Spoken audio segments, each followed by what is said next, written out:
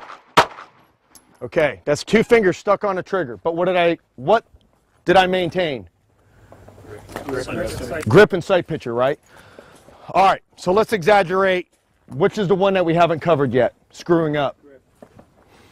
All right, it's generally a little tough to do. So we'll come up.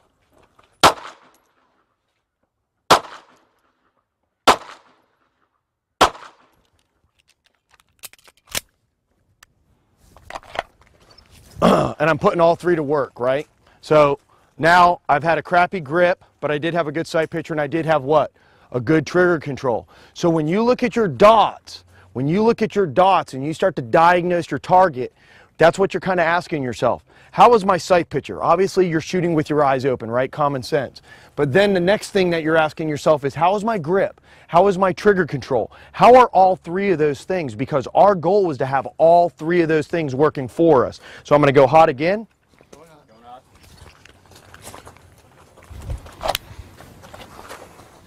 So I'm trying to put all 3 together.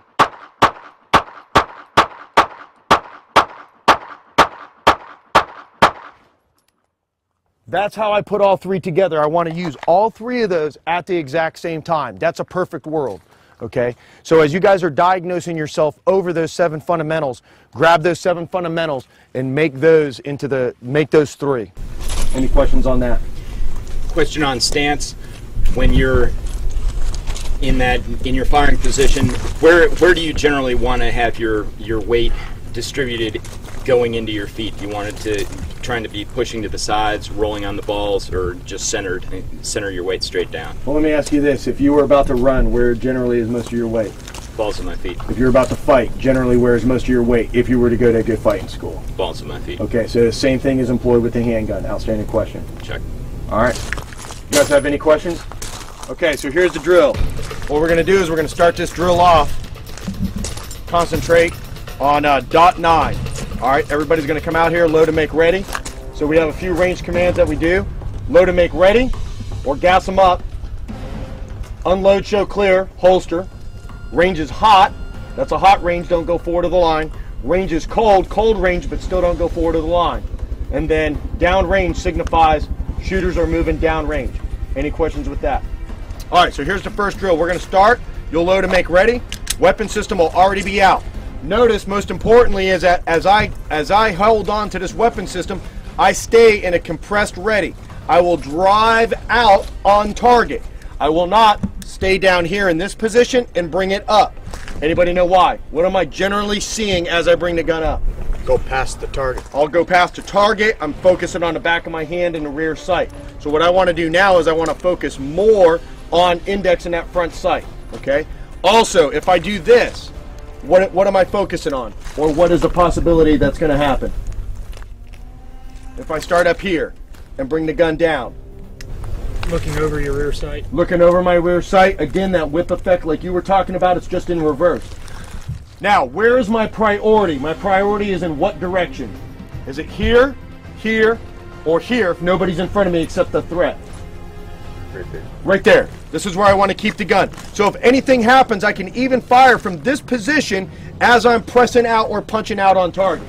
So that's where my priority is. That's where we want you to keep your muzzle pointed as long as there are no other shooters around you. All right, so here we're in a compressed ready. I'm going to say threat. Take your time. Bring it back. Threat. Punch out. Reset the trigger. Also do a search and assess. Look left, look right. Why are we searching and assessing? Just because it's a cool thing to do? More threats breaks us from that body alarm reaction. So again, I'll punch out, reset the trigger, bring the gun back to the compressed ready, search and assess. Same drill, punch out, reset, bring the weapon system back, search and assess. So what we're looking at specifically is firing 1 round. 1 round on the target every time we call it, unless we say 2 rounds. Now let me ask you this, when we talk about follow through and sight picture. I obviously had 1 sight picture there, fired the round, reset. When you fire 1 round, how many sight pictures do you have? 2. When you fire 3 rounds, how many sight pictures do you have? Obviously it would be 4. We're always ending on 1 with our follow through, okay? Any questions with that? So all that we're looking at is when we call the command of threat, bust them, gun, punch out, but take your time. Keep all your shots within that 3-inch circle. Cover guys is a draw. I've seen things from a 1, 2, 3, 4, 5, 6. You guys ever seen that? Okay, that's an institutional inertia thing like I talked about earlier. So what we want to do is just kind of get rid of all the steps and smooth it down, kind of like what Chris was talking about earlier with those core fundamentals, kind of breaking them in so it's easier to learn. And because I'll see guys that are 15, that guy says, oh, I got 30 years experience, and he looks really good, but he's like this. Okay, do you see the difference there between that and that? We want to just have a nice even flow and kind of connect the dots. And basically what I like to do is break it down into number 1 is right here. This is my most critical step because I'm getting my grip. Okay, this is where the grip starts. We all know that by now. So I'm looking right there, and this is a dry practice thing for me. What I'll do is right there, because I just landed on a perfect grip for me, and I'm happy with that. And then I'll do it again. You see how I'm flinching every time? It's a flinch muscle body alarm response, and we're going to talk more about the mindset and how the body reacts under stress. But what we want to have is that flinch movement, okay? And that's what I'll dry practice. I'll do that 25, 50 times until I get tired of it, and then I'll go to the next step, which is right here. This is the next critical point, getting the master grip, that 100 and 100 that I talked about earlier, okay? We want to be able to get that solid before we move on to step 3, which is obviously doing everything we need to do fundamentally and then firing the gun down range. So I'm pretty much breaking it down into 3 steps that are just a fluid motion. Boom, and there. So what we're going to do is as we're starting to do the draw, we want you guys to concentrate here, because right now mentally I'm thinking about, is this right? Does this feel right? If it does not, I will stop, because again, that repetition is about to be wasted anyways. So for training purposes, for dry practice purposes, we want to get it right. We're going to concentrate right here. Boom, it feels good. Feels good. And I'm looking down if I need to. This is the time we take again to look down and make sure it's correct. And then drive out. Press, press. Going back and reverse the exact same way. Now we talked to you guys a little bit about fishing and bowling earlier. Okay, this is fishing. Okay? And this is bowling. Now, what's the problem with that? What's the problem with fishing? When do I acquire my sights? Very last second, right? Bowling, when do I acquire my sights? Very last second. But here, I've got that laser beam on the target, and there's that laser beam coming out of the bore. And I know they're matching up, and I can see right here my sights coming into play, and they know where to stop. Here, they don't know where, because then you'll find an overcompensation of metal mass, that mechanical sway that we talked about a little earlier. So we want to minimize that sway by just driving out. And with that symmetric drive, that's going to allow you to shoot more instinctively when we get into that intuitive / instinctive shooting process a little later. Okay, but right now we're going to start off a little slow. 1, 2, 3. Okay, we're just going to do some drills. You guys got any questions? All right, let's line it up. We'll run some draw practice. All right, let's talk about tactical reloads here next. When do we want to do a tactical reload? Time and opportunity present itself. Time and opportunity. That's a good answer. It should be as fast as a speed reload, because you're taking the gun pretty much out of battery for a quick second, meaning that the weapon's in the workspace. It's not intended to shoot right away. It's not in the ready position. So we want to make sure that that weapon system is back up and ready to get back in the fight as soon as possible. So I like to treat my tactical reloads just like a speed reload. All right, I'll go ahead and demo it real quick, and then we'll talk a little bit more about it as we go through it. I'm going to come in, I'm going to search and assess. All right. Now, where do you think I'm going to grab? I want to keep this critical reload magazine always there, because 5 minutes from now I may go to a combat reload. I may go to slide lock. So I want to keep that there, because the last thing I want to do is grab it and it's not there and then have to have an excessive waist movement. Yeah, I've got another one back here, but to me, that 3 inches is excessive waist movement under a time is life situation. We agree with that? Check. So, hey, it's value added. We're going to go for that first one. So when I make the decision, I'll come back in here, I'll search and assess. Okay, I just fired some shots. I got a long way to go today. Grab, boom, bring it right up to the gun. Now what I'm going to do is, as you can see, the way I index the mag, just like I normally would for a speed reload, I'm going to index it exactly the same, but what I like to do is I like to break this thumb off. Okay, and then what I'll do is I'll just eject this mag, and then the index finger will come off and pinch that mag. Okay, now the gun and the mags are moving over, inserting in one firm seat. Okay, even a solid seat. Some of these mags, when you pack them full, sometimes it'll hit the tops and it'll bounce back down, and you don't want to get a failure to feed next time go around. So again, index comes out, open the pinch, grab it, move it over, insert it one firm time. So here's what it's going to look like.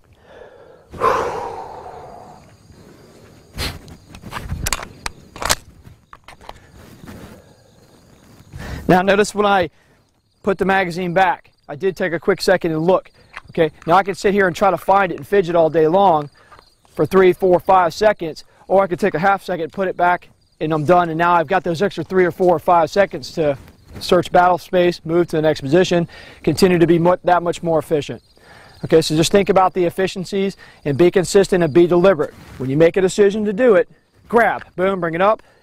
Oh yeah, this is what I'm doing, pinch grip, move it over. Now what am I doing with this other mag? Oh yeah, identify, place it back in, get your hands back on the gun, ready for the fight again. All right, any questions on attack reloads?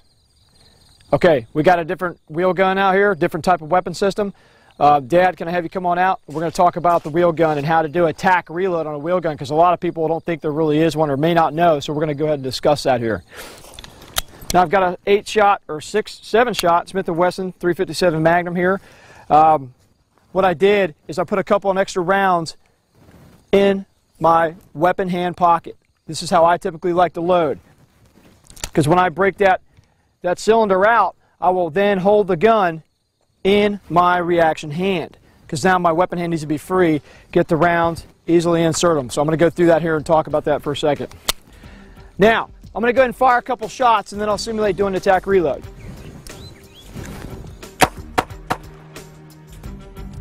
So all right, when I'm done firing my 3 rounds with my wheel gun, I'm going to come back into my high compress ready. I'm going to search and assess. At this point, I make a command decision to do a tactical reload. So what I'm going to do at this point is break the breech open. Now, you'll find a lot of competitive shooters will break that breech open, they'll bring it down because it's in line with their belt and where their rounds or normally their speed reloads are going to be, and they're going to be grabbing, dropping in, because gravity does help here with a revolver, then they're going to come up and back on target. Now what's the problem with me coming down here like this? Is this my problem? No, that's my problem right there. So now, if you are a competitive shooter with a wheel gun, and I do like to do a little wheel gun action sometimes, I've got to make sure I have consistency when I'm doing reloads. So instead of coming down here, I'm just going to break it here and make sure I'm not dumping them all out, because sometimes it'll happen if you got a really clean gun especially. Keep them here and load it up in your workspace. Okay? So going into the tactical reload, when I make a decision, I come back high compress ready, I will break out the cylinder, and now I've got 3 empty casings in there from what I just shot, so I'm going to take in my first priority is to throw this out. Get in my pocket, continue to search and assess. If a threat came out right now, I just close that cylinder up and continue to fight. I'm going to take the rounds out, put them in as fast as I can, smooth as I can, get the gun back into the high compress ready, now I'm ready to go again. Alright? And that's probably going to be the most efficient way you can get that. Just keep in mind, it's natural to want to come down because gravity says so, but you're going to have to work that into your consistency. All right, Dad, thank you. Any questions on the wheel gun? You guys ready to try that out? Let's come on up and try it out. Get online. Remember that everything, once this gun has a problem, some form of problem, everything happens within your workspace. You see that we come back to the compressed ready. You see that the tac reload takes place in our workspace. Our workspace is this magical 16-inch bubble that hovers around us, okay? Whether it be a malfunction or a speed reload or any type of problem that you end up having with the weapon system. What we're looking at is you ran dry. So there's obviously a huge sense of urgency to get rounds into the gun as fast as possible. Now, couple things. Generally, based on what manufacturers do when they make these guns, you are to use the slide release, okay, to put the slide back in the battery. There's also power stroking the weapon system, okay. Now, why would you want to possibly power stroke the gun versus use the slide stop? Momentum.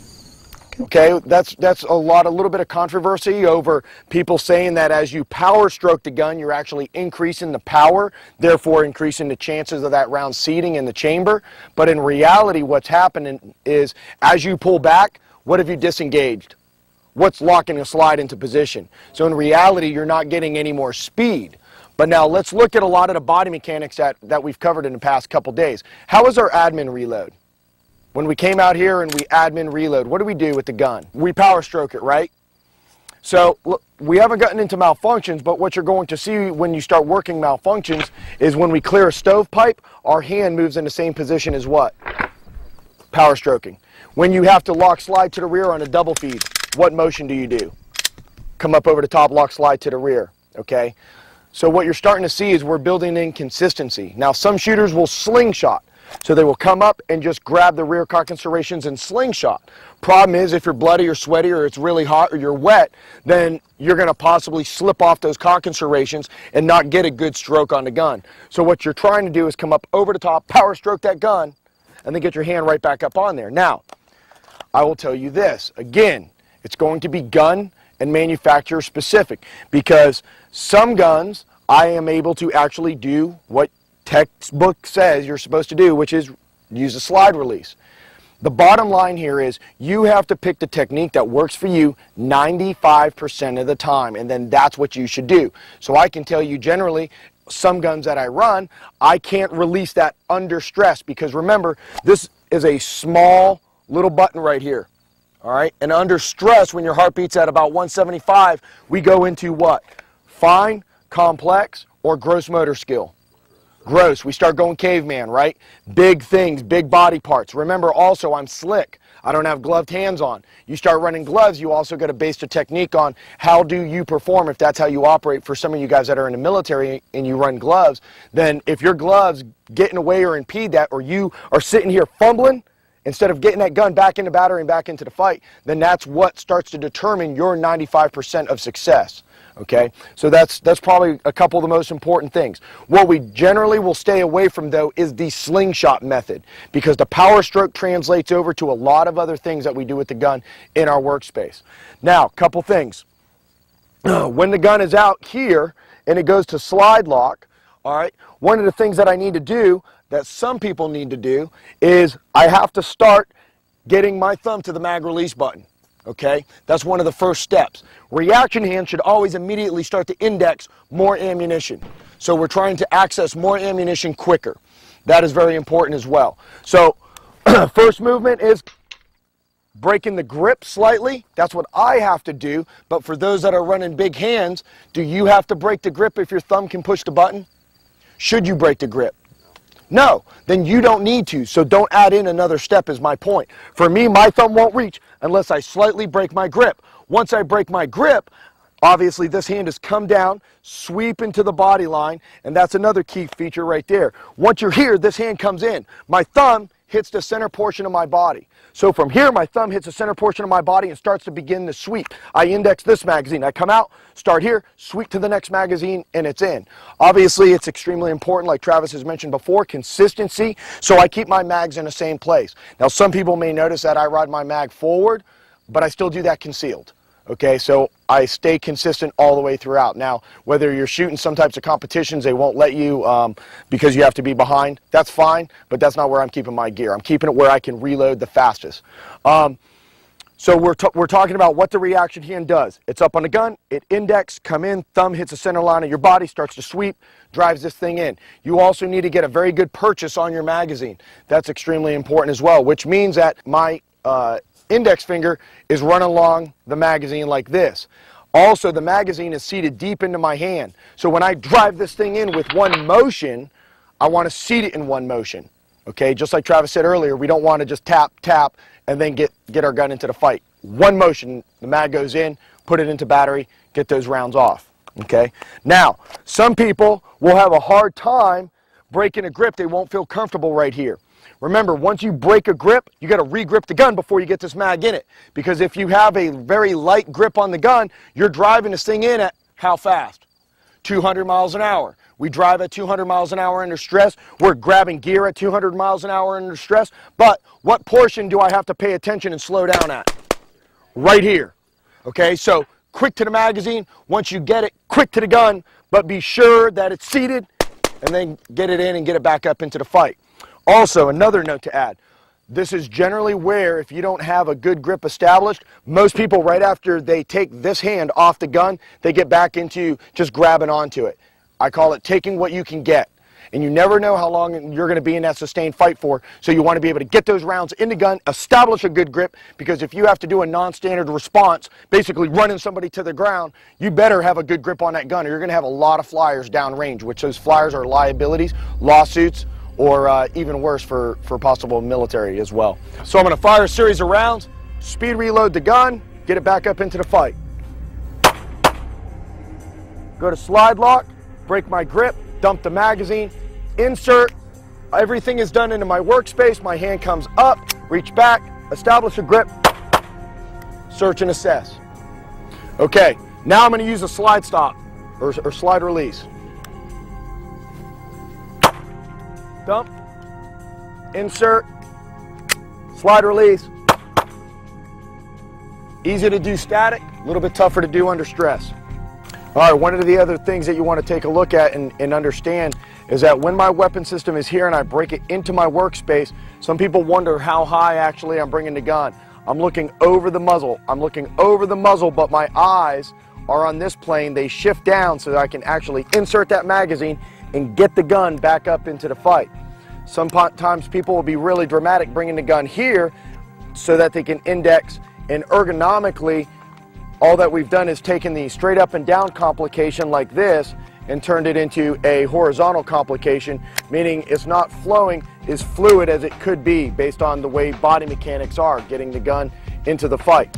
So again, once I'm here, I bring the gun into my workspace. You can utilize a forearm right here to collapse into your body. That'll give you a consistent reference point. My eyes look down into the mag well, insert, regrip, and punch out. All right, so I'm going to run it like this.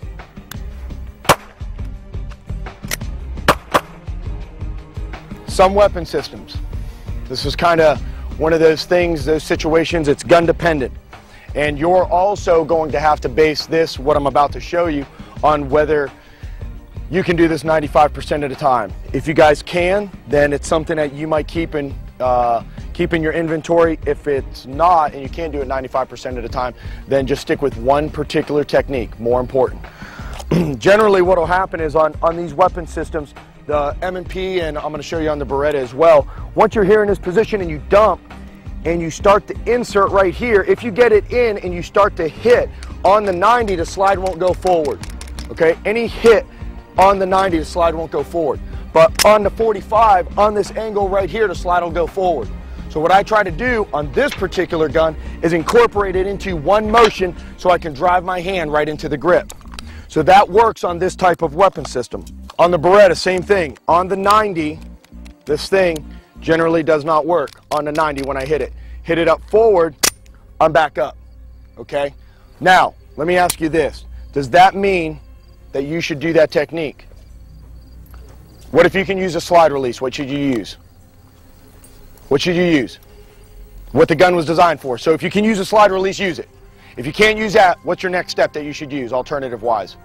Power stroking.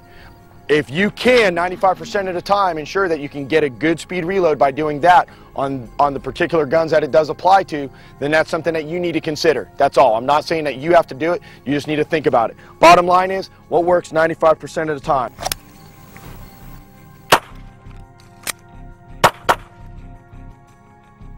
So a few different methods shown. Let me ask you this. If you had one to pick, what is probably the most effective, most efficient, that shares a lot of commonalities with others that you should probably focus on? Power stroking a gun. All right, 95% of the time, power stroking is your best option. Obviously, with a wheel gun, this particular Smith & Wesson has 7 shots, so you're going to take basically 7 rounds and under stress, try to get them in, try to basically get 7 little circles into 7 little circles under stress. And we haven't even started moving yet. Revolvers are great, but we've obviously started excelling to a different level with semi-autos, but nevertheless there are really good applications for running wheel guns as well, so that's why we cover this. I'm going to fire 7 shots and then I'm going to just break down the mechanics a little slow. You're going to see, again, there's a lot of similarities to what Travis had showed earlier. Okay, so I'll punch out. 1, 2, 3, 4, 5, 6, 7. Now, here's the key. Under stress, you're going to get that next one. That next one is represented by a click. Come off, bring the gun up into my workspace, dump, bring the gun up high so I can see what's going on, so I can look at the target. If the threat's starting to get up, change or move, I can get back up or change positions, okay? Now, let me ask you this question. If as I put that speed loader in the drum and turn it, what happens if one's kind of half in, half out? Or it falls out? What should I do? My priority is I might be down around, okay? Matter of fact, I may not be able to, and I'm under stress, I'm not going to be able to line it up into the picture perfect position. Close that cylinder, run the gun, skip past that one. It's going to give you another click, but again, knowing your weapon system is extremely important. The most key feature here, just like Travis had covered earlier, is getting this gun up into your workspace, which is a little hard and a little unusual, but trying to transfer that consistency, especially if you're the type of shooter that goes between a revolver and a semi-auto, depending upon your application. This is going to be our B.S.A drill, the balance for speed and accuracy drill. And what it is, it's a template that we built that helps us in training replicate what we do under stress. Okay, we have a certain zone that we shoot at, and there's a couple of reasons why. So this B.S.A drill is going to concentrate on that. What it is we want to see center mass hits. That's why we've got this circle right here. We want to see what we can keep inside that circle. Now, the theory is some of you guys are really good shooters, but as we move back to 25 yards, we want to continue to push that failure point. We want to not see little tight rat hole groups, because what does that mean? Taking too much time. You're taking too much time. Okay, that's one scenario. But say you're the guy that's coming out of the holster and you're smoking that thing and you're doing it in a second. You got 2 seconds, so you got a whole second you're just sitting there waiting for everybody else to get done. But your holes are still touching. Or is that guy pushing his failure point? No. So that person can individually progress forward. So that's what we want to see. Now, if you're shooting outside that line, at the 3-yard line, what do you think you need to do? Slow down. Slow down. What if it takes you 3 seconds to do that? That's your skill level, and that's okay. Our goal with this B.S.A drill is to get you up to 175. It's to get your heart rate up. It's to get that stress. It's to create the stress, and it's to put a time limit on you, which is called pressure. And that pressure and stress is going to start increasing your failure points, and that is okay. But this is where a lot of people have a hard time with this. You know, we all want to be successful. We all want to have the tightest group possible. But again, will you stand in front of a guy that has a loaded gun when it's your kid right here? When it's my kid right there, I'm telling you that my gun is coming out and it is game time. I am in offensive mode. People may differ with that, but I am offensively trying to drop that guy right now, because I don't care about that person. I care about my kid, my son, my daughter, get my children out of the way, coming up, driving out, and neutralizing that threat. That is my only priority right now. He decided to do something, I now have a response to that. I have a responsibility to my children. I have a responsibility to my family. If I'm around other civilians, I have a responsibility to them. You know, Travis did say that, you know, sometimes leaving might be the best option, and that is true. But sometimes, if you are going to get that gun out, you better understand the mechanics involved. So the fact of the matter is, the balance of speed and accuracy, what this drill is designed for, is for you to drive at 200 miles an hour. Things start to come apart at 200 miles an hour. And that is okay, because it's okay for them to come apart out here. What we don't want to do is we don't want them to come apart when it's you at a Wendy's or you at the mall with your family or the food court, and 2 scumbags come in there and start shooting everybody. Okay? That's what we're looking at here. The measurement of your success is, yes, trying to make the time, trying to get your hits, understanding where your failure point is, and understanding that this is the start. This is the start. You don't get a 300 out of 300 in our class. You don't get a overall, you got an A today. You get a level of understanding where you are and where you need to go to. But where you need to go to is wide open territory. That territory is completely uncharted for you. And that's where you go. There's no ranking system. 2.1. Okay, so that's his failure point, and a little fumble there, I think. Little fumble, just grabbing my gun that fast. But how fast do we grab our gun in a gunfight? At 200 miles an hour, all right? The important thing is, Obviously, I got my hits in there. That one's a little low on the bottom, but once it's on the inside of that line, I'm still good to go. Fact of the matter is that's what it is. You either start decreasing that time when you're getting good, or increasing the round count. All right. And we're going to come by and adjust you individually. If we see that you are at a individual skill level that can progress, we're gonna progress you. It's performance driven. All right. You guys ready to shoot? All right, guys. Here we go. 3-yard line, 2 rounds, 2 seconds. Keep them on the green. Stand by.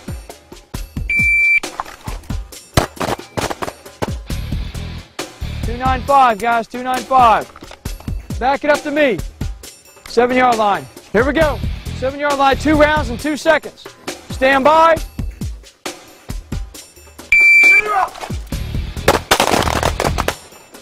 Job, guys, looking good. All right, move it back to the 10.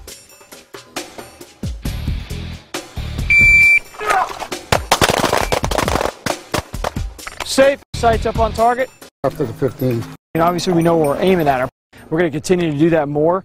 At this and be a little disgusted, and the fact of the matter is, until you come out here and you start trying to run that in 2 seconds, you know, it's like, then come talk to me. All right, guys, that's just a quick taste of the B.S.A. We're going to continue to do that more. That's just about a quarter of it. Okay, we're still going to keep pushing up back later, but we're going to get more into the technical stuff. But I want you to continue to incorporate that why into the shooting for the rest of the day, rest of the days, the rest of your life. Okay. As you guys can see, when we start putting that time constraint on, we start maximizing, you know, we start increasing that distance, you know, those groups start to expand. So our goal is obviously to tighten the response, which is forcing an effect on the, if you can keep it on the person. You've already been there. So in the pelvis, just because you ended up getting a quick low shot on them really fast. So you are always having a positive effect if you can keep it on the person himself. Okay, but we strive for excellence, which is getting our group a little bit tighter. All right, guys, we have a lot of drills to do still. Let's gas them up.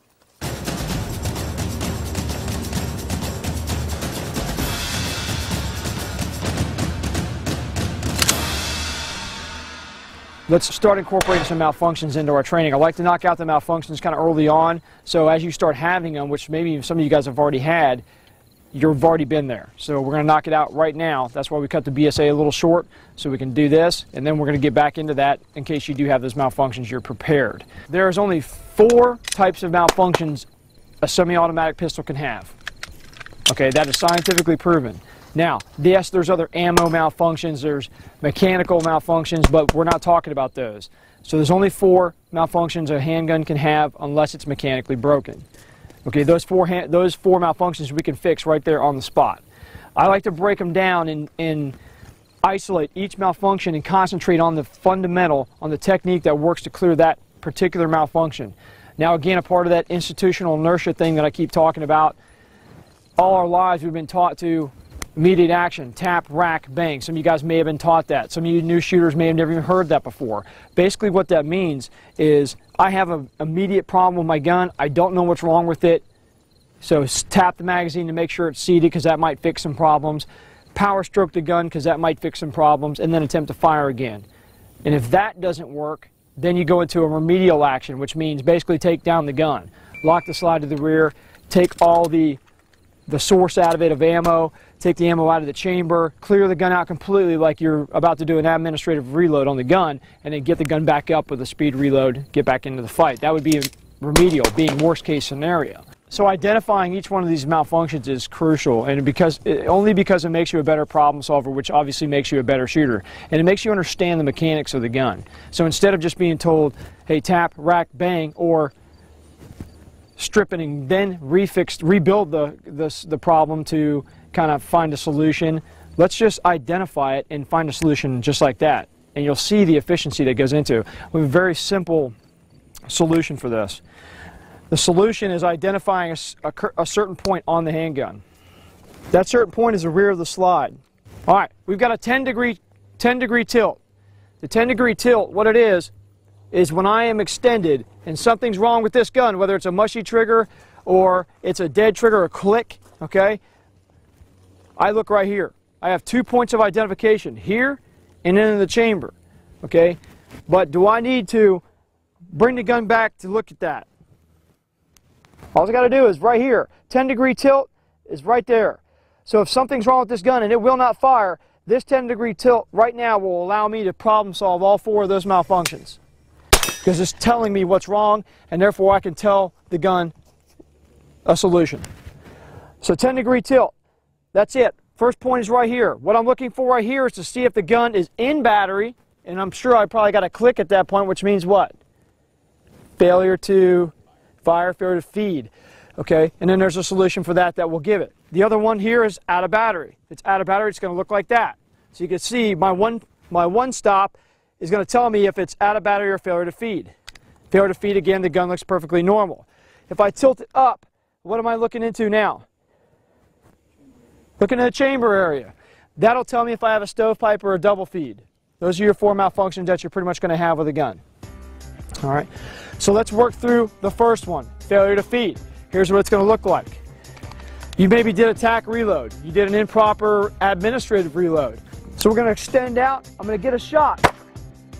I'm going to attempt to fire my second shot, and I'm going to get a click. That click automatically tells me, as I'm looking at the rear of the slide, that I had a misfire. What's the solution? Tap, power stroke, bang. Okay, that is the only time that you will find yourself doing a tap, rack, bang amongst the 4 malfunctions. Pretty simple, right? Tap, rack, bang. Type 2 malfunction, okay, which is sometimes, that's what the textbook term is called for this, is out of battery, but we're just going to call it out of battery. Military, law enforcement, sometimes you guys will hear them called types. Just throwing that out as a reference. Out of battery, this is what happens. The problem, the slide is cycled, picked up a fresh round, it has extracted the spent casing, and now it's coming home. Most of the time, especially on 1911s when they get dirty, you'll find this happening. It'll just kind of just fail to go all the way home because of the carbon buildup in there. Now, what would be the typical answer for this? Tap, rack, bang, right? If that would be the immediate action for this type of malfunction. Well, breaking that down further into the mechanics, what am I doing by, oh shit, it's out of battery, tap, racking that good round out, reacquiring a grip and sight alignment, and then shooting again?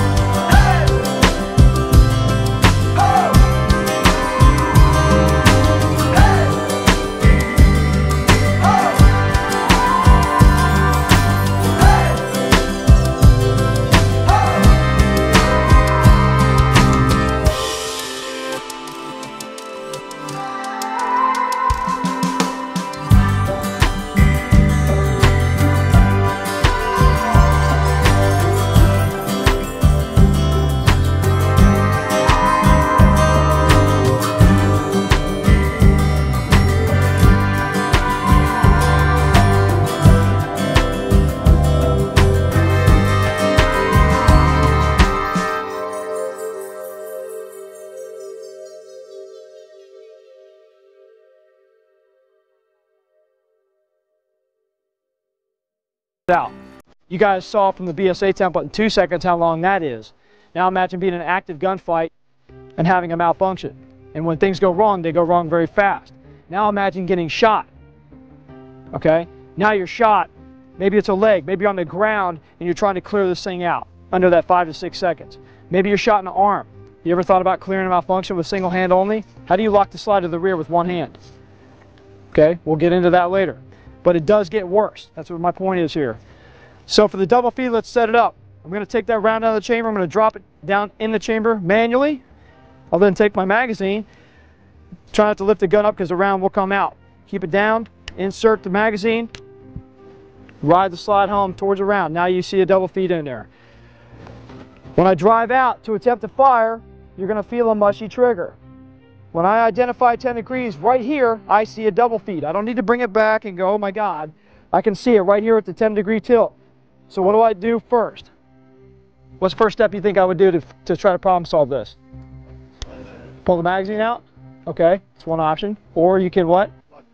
Why would we want to lock the slide back before we pull the magazine out? Keep driving around. Okay, because sometimes, right now I cannot drop that out. Because you got a locking bar effect in there. This is what you're looking at. That's what's happening in there. Sometimes even a little bit more. Trying to pull that out when there's metal on all sides of it, it does cause some friction. So sometimes you can't get it out, especially if you're bloody, you're slippery, you're all wet. So what we like to do is leave the pressure, strip the magazine. See how it fell out almost naturally there? Now what am I going to do? Okay, it's still around the chamber, right? Rack? How many times should I rack it? Okay, 3 times. Well, we want to do it 3 times, James. The Marine Corps tells us to. The Marine Corps tells us to. That's institutional inertia at its best right there. Well, the reason I like to do it 3 times is because if it's nighttime, I don't know if it's clear. Now, big boy rule says daytime. What do you think I should do at that point? Gas it up and go. Okay, because big boy rules, I understand my weapon system. I know when it's going to be clear. However, the way I like to train consistently is to do it 3 times because I know all the time that's going to work. I know 95% of the time, like Costa was saying earlier, is going to work. Now, let's go ahead and do that a little quicker. All right, Chris has got the buzzer here. We're going to time it to see how long it takes me to go full speed trying to clear a double feed malfunction.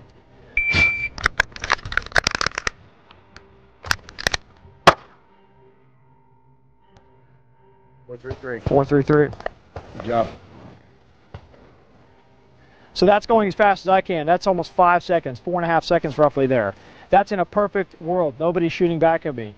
You know, kids aren't running around. There's not a dynamic 360-degree environment right here. So that time could probably be magnified by sometimes tenfold because if I see that, I'm probably moving. And we're going to talk about offline of attack and all the movement and stuff here in a little bit.